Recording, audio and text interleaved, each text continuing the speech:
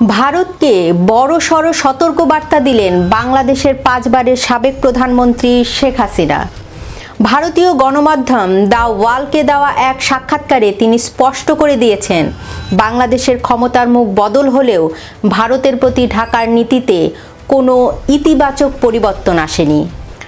নরেন্দ্র মোদী সরকার যখন ঈদুল আজহা উপলক্ষে বর্তমান প্রধানমন্ত্রী তারেক রহমানকে শুভেচ্ছা বার্তা পাঠিয়ে সুসম্পর্কের হাত বাড়াচ্ছেন, ঠিক তখনই শেখ হাসিনা এই মন্তব্য এক নতুন ঝড়ের পূর্বাভাস দিচ্ছে।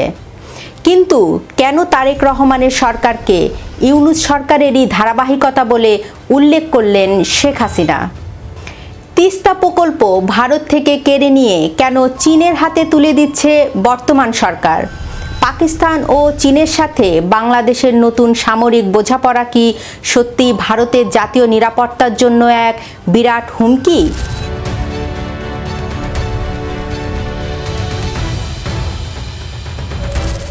ঘটনার সূত্রপাত কিন্তু হঠাৎ করে হয়নি। বাংলাদেশে নির্বাচনের আগে থেকেই ভারতের নরেন্দ্র মোদী সরকার বিএনপির সঙ্গে সম্পর্ক স্বাভাবিক করার এক অভূতপূর্ব কূটনৈতিক প্রচেষ্টা শুরু করে।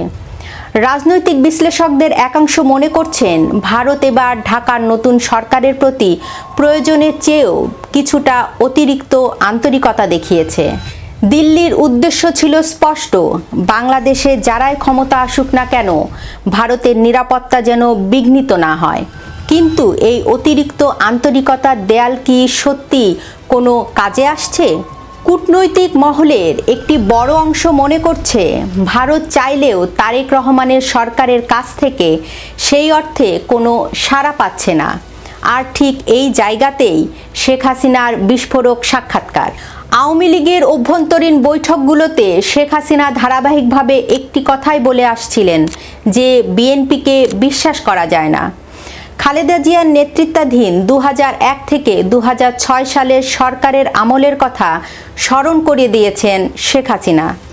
যখন বাংলাদেশের ভূখণ্ডকে ব্যবহার করে ভারতের অভ্যন্তরে উগ্রপন্থী ও জঙ্গি তৎপরতা চালানো হয়েছিল, সেই 10 ট্রাক অস্ত্র উদ্ধারের কথা ভারতকে পরোক্ষভাবে মনে করিয়ে দিয়েছেন শেখ হাসিনা।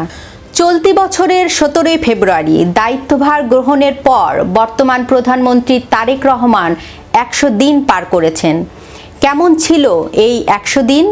শেখ হাসিনার ভাষায় এই নির্বাচনটি ছিল একটি সম্পূর্ণ সাজানো ভোট। আর এর মাধ্যমে আসা তারেক সরকার আসলে ডক্টর ইউনূসের অন্তর্বর্তী সরকারেরই একটি ধারাবাহিকতা। অর্থনৈতিক লুটপাট ও বেহাল আইন শৃঙ্খলা, দেশবিরোধী চুক্তি ও সংখ্যালঘুদের অধিকার হরণ, উগ্রপন্থার বিস্তার ও উগ্রবাদীদের পুনর্বাসন চলছে দেশে। শেখ হাসিনা অভিযোগ করেছেন, এই 100 দিনে দুদেশের সম্পর্কের উল্লেখযোগ্য কোনো অগ্রগতি তো হয়নি, উল্টো বাংলাদেশের অভ্যন্তরীণ পরিস্থিতি চরম সংকটের মুখে পড়েছে। দেশ জুড়ে এখন সন্ত্রাসীদের অস্ত্রের ঝনঝনানি, চাঁদাবাজি আর দখল বাণিজ্য। কিন্তু ভারতের জন্য সবচেয়ে উদ্বেগের বিষয় হলো উগ্রপন্থার প্রাতিষ্ঠানিক রূপ। আওয়ামী লীগ নেত্রীর সবচেয়ে বিস্ফোরক মন্তব্যটি ছিল সংসদের গঠন নিয়ে। তিনি বলেন, যুদ্ধাপরাধের দায়ে দণ্ডিত রাজাকার এবং জঙ্গিবাদের সঙ্গে জড়িত ব্যক্তিরা আজ বাংলাদেশের সংসদের ভেতরে বসে আছেন। সাজানো সংসদের প্রথম অধিবেশনে দেশের সাধারণ মানুষের স্বার্থ বা অর্থনৈতিক সংকট নিয়ে কোনো আলোচনা হয়নি, বরং আলোচনা হয়েছে ক্ষমতার ভাগ বাটোয়ারা নিয়ে। আর এই উগ্রপন্থীদের সংসদ প্রবেশ দিল্লির কপালে চিন্তার ভাঁজ ফেলার জন্য যথেষ্ট। এবার আসা যাক সবচেয়ে স্পর্শকাতর এবং কৌশলগত অধ্যায়ে, যা ভারতের জাতীয় নিরাপত্তাকে সরাসরি আঘাত করতে পারে। দ্য ওয়াল এর পক্ষ থেকে শেখ হাসিনাকে একটি গুরুত্বপূর্ণ প্রশ্ন করা হয়েছিল যে তিস্তা সেচ প্রকল্প বাস্তবায়নের ভার শেখ হাসিনা সরকার ভারতকে দেওয়ার সিদ্ধান্ত নিয়েছিল। তারেক রহমানের সরকার এখন তা চীনের হাতে তুলে দিচ্ছে কেন? এই প্রশ্নের উত্তরে শেখ হাসিনা স্পষ্ট ভাষায় ভারত বাংলাদেশের সম্পর্কের ঐতিহাসিক ভিত্তির কথা মনে করিয়ে দেন। তিনি বলেন, প্রতিবেশী এই দুই দেশের সম্পর্ক বন্ধুত্বপূর্ণ।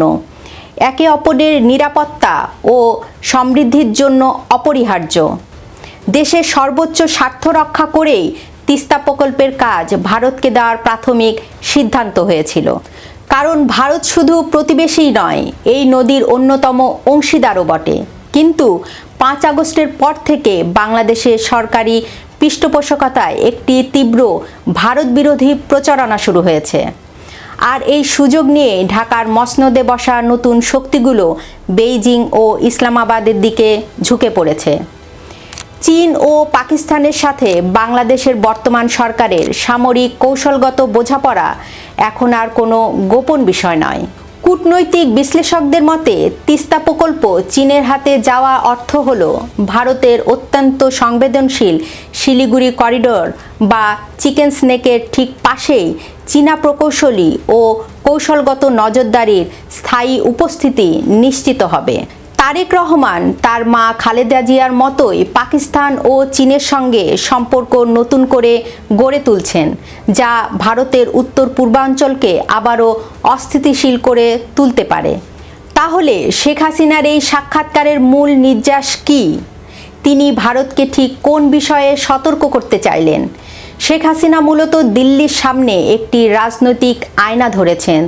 তিনি দেখাতে চেয়েছেন যে মুখে সুসম্পর্কের কথা বললেও তারেক রহমানের সরকার ভেতরে ভেতরে ভারতের চিরপ্রতিদ্বন্দ্বী চীন ও পাকিস্তানের এজেন্ডায় বাস্তবায়ন করছে।